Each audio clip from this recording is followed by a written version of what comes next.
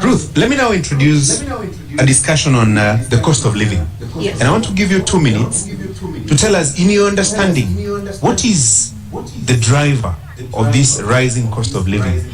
And if elected president, let's say in the first 100 days, what would be the Agano proposals to reduce the cost of living?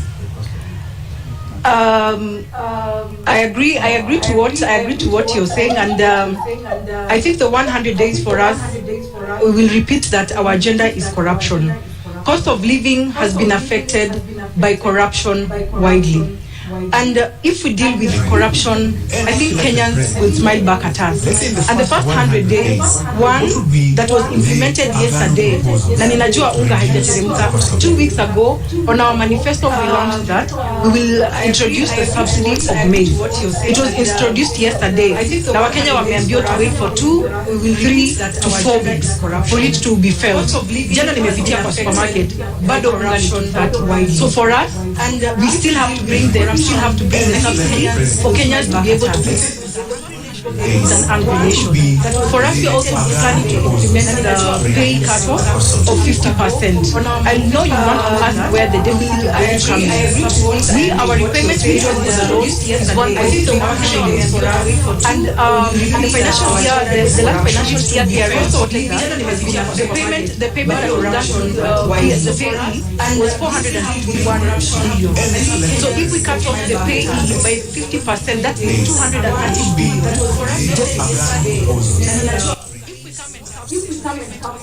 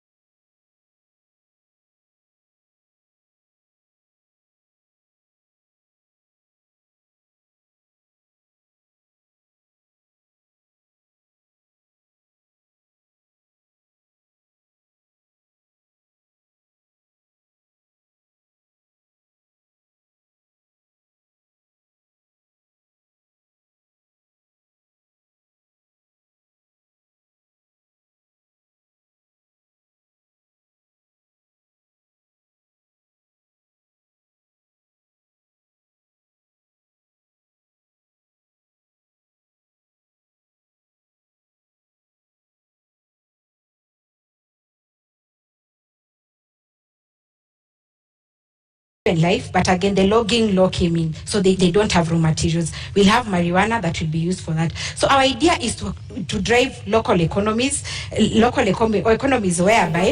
a Kenyan, instead of importing something from China, like the people of Nyamakema, their stuff was banned for lack of quality, let them organize themselves, have local industries. If it's textile, plastic, paper, printing paper by the way is very expensive. So when we have local economies, we are going to widen the tax base so that a corporate tax shouldn't be 30%. We can lower it because we have more in the tax rate.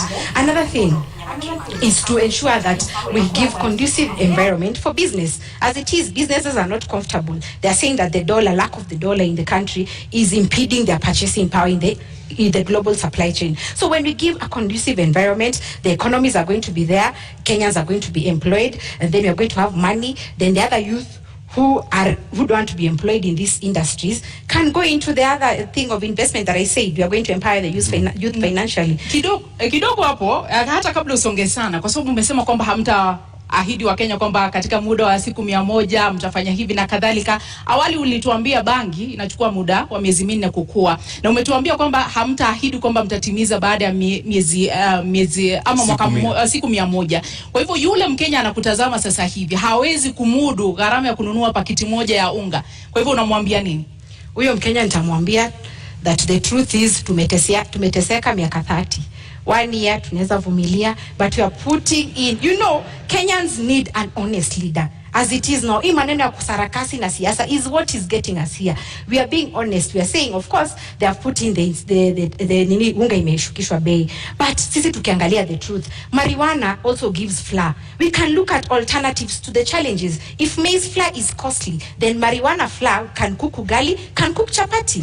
And then cooking oil the seed produces cooking oil also. So we tunaangalia kama hii ni expensive, we are going to use this. So the alternatives. So mimi naambia Mkenya, hatutawadanganya. Tumedanganywa miaka nenda miaka rudi. We are telling you the truth. Question us after 1 year.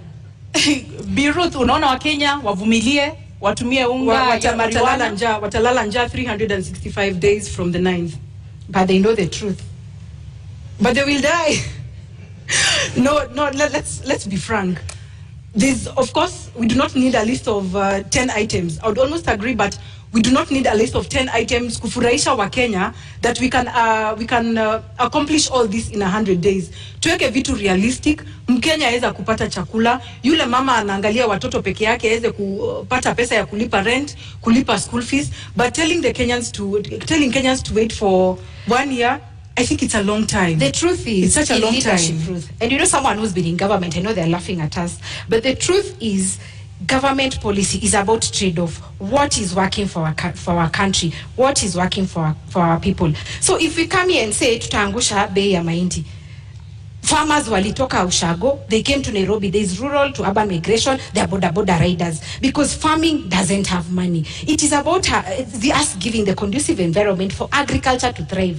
Watu warudi Ushago, they grow the maize, they grow the marijuana, they do the miraa. And actually, we are giving Kenyans an alternative. If you're a miraa farmer, continue doing, no problem. But we need Kenyans to know it's not about the government doing things. We won't lie to you. And that is why leaders or politicians lie to us. It's about telling Kenyans the truth. Here is a trade-off between a very bad situation and a worse situation. I think maybe I think agriculture has money. Sijui kama hapo tutakubaliana, lakini farmers agriculture has money. I will give an example. My grandmother amekuwa ametegemea majani chai. They have brought up she brought up 8 children. Lakini sai mkulima wa sai analia. So if we restore back our economy, that means hata ule mtu hajasoma ataweza kuongeza pesa kwa mfuko, na tuweze pia kukata hii importation tunaleta ya michele, na kuna project kuna schemes kama za Moya tunaweza patia wakulima nafasi to boost themselves back, na Wakenya waweze kupata chakula ya kukula. Just like even the maize, people are having maize in the granary.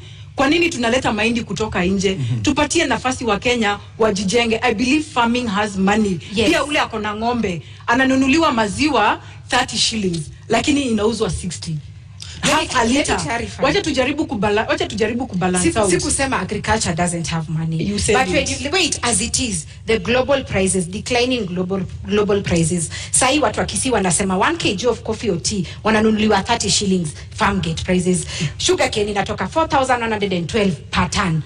Sai mahindi 3,000. Na sai ekelea fertilizer. So the input cost of agriculture as it is so costly that you as a farmer you're not getting money. Na niongea about maziwa hata dairy farmer.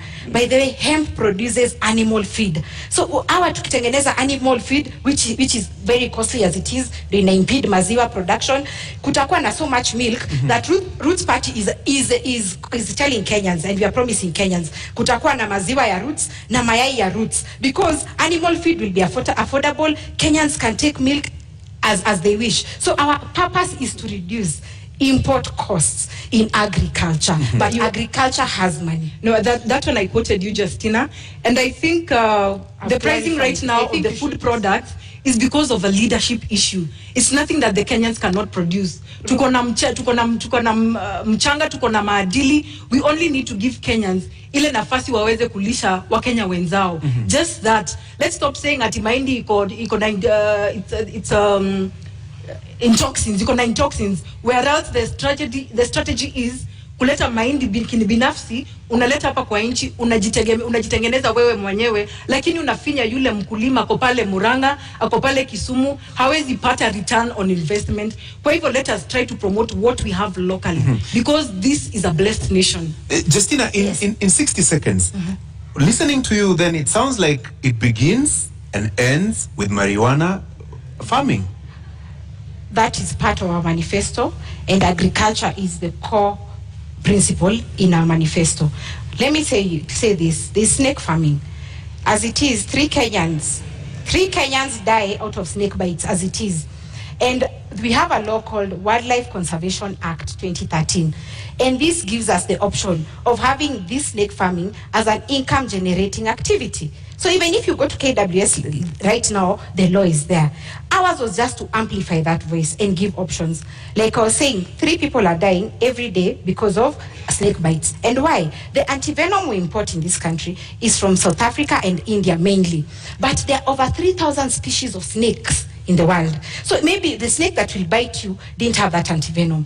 And if it's antivenom, one vial goes for 13,500. And you need between 5 to 10 vials ndio upone hiyo kumwa na nyoka. So ideally utakuwa na 135,000 ya kupona hiyo snake bite. What is our agenda? Our agenda is to look at what we have. We have snakes around.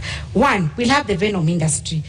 This is where unasikianga mtu kushagua amesoma biochemistry, but you don't know where they're going to work. We are going to bring them into this pharmaceutical industry where they are getting the antivenom so that we can compete in the international market. Right. And then protect the 3 Kenyan lives who die because of snake bites. Ruth, in 1 minute, story ya nyoka. Story ya nyoka ninasema for our government Agano party, we cannot deal with snakes surely. Tutafunga kwa compound ama ni kuku tutaweka surely. Ndio tupate mayai.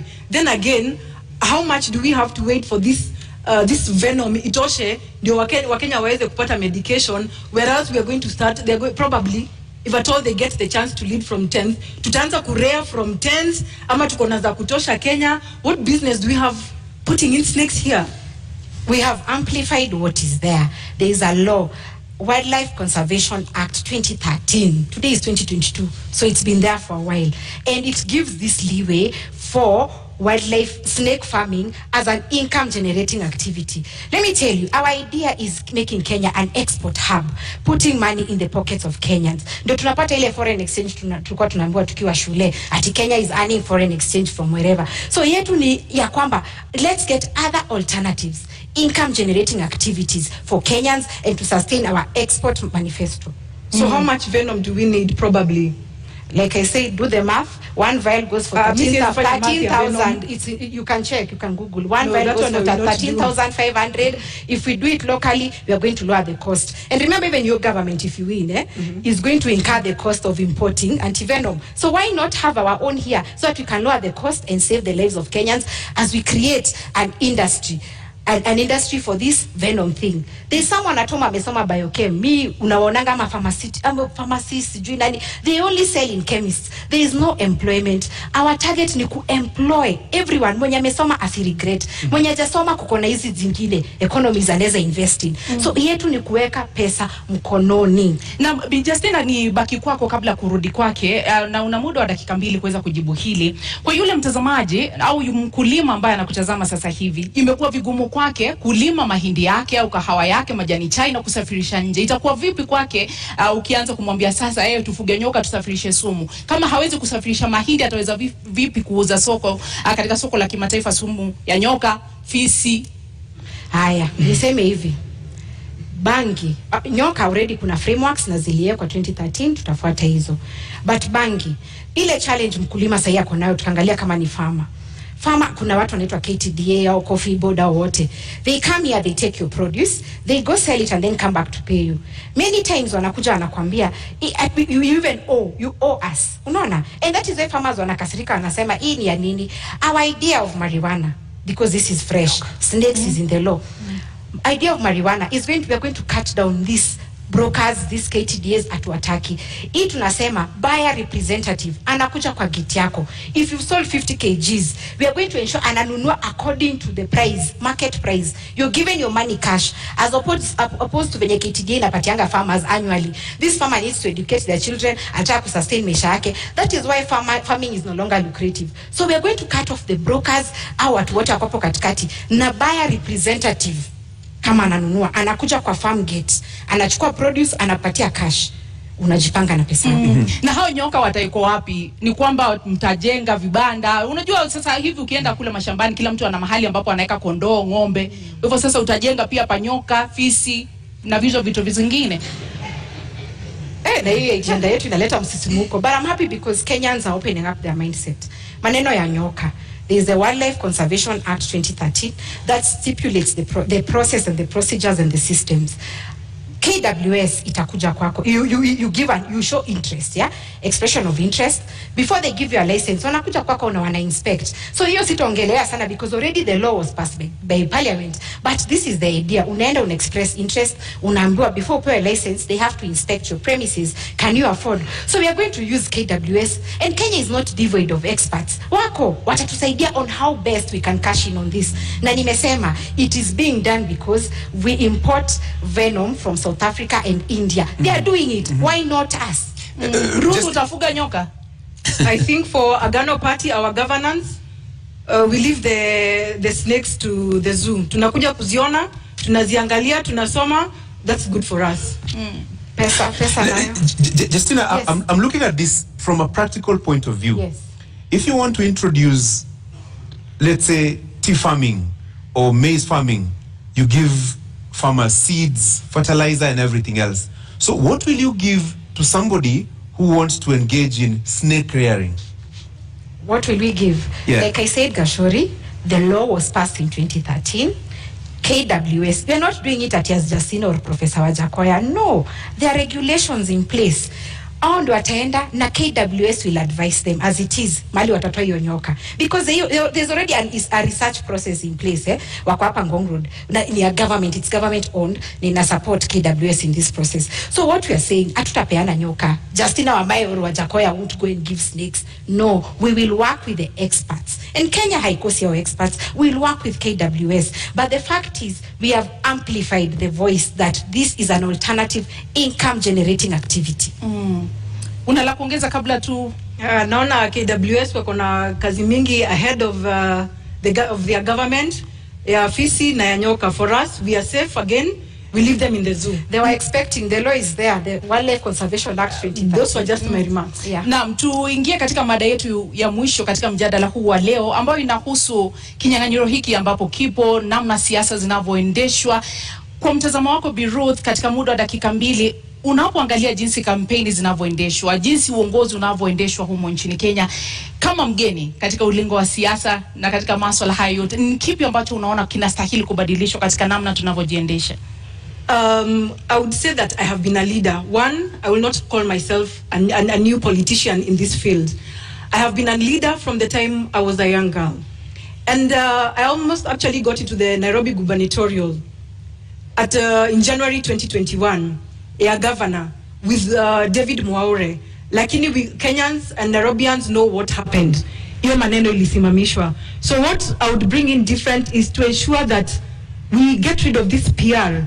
Tumedanganya wa Kenya for too long. People have been asking hauna experience, but if the cost of experience is what has happened over the years, I'd rather come in as the new option. Mtu le amebadilika, mtu ako trustworthy, mtu ako na nafasi ya kubadilisha maisha ya Wakenya, kushughulikia wanawake, kupa wanawake sauti, even the youth.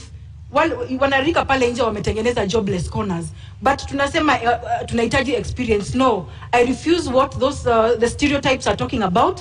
Ninasema sisi tunakuja kuleta mabadiliko. Amkeni wa Kenya, tunakuja kuleta mabadiliko na uongozi mpya katika hii nchi. Ni baadhi ya mabadiliko kama yapi ambao unapendekeza Ruth?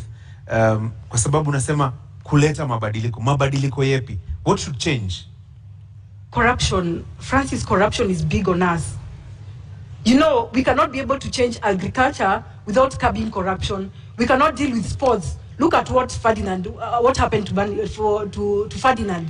Ni corruption imefanya hii maneno ifanyike. He's a champion. He's going to represent a country. Lakini kuna wale wanatangulia kabla yeye. The person who is supposed to be bringing glory back to us is the person who is last. Is given last priority. Kwa hivyo haya mabadiliko sisi ndiposa tunaegemea upande wa corruption, because it is a cancer in this country, and we need to get rid of it. Let me give you some 60 more seconds.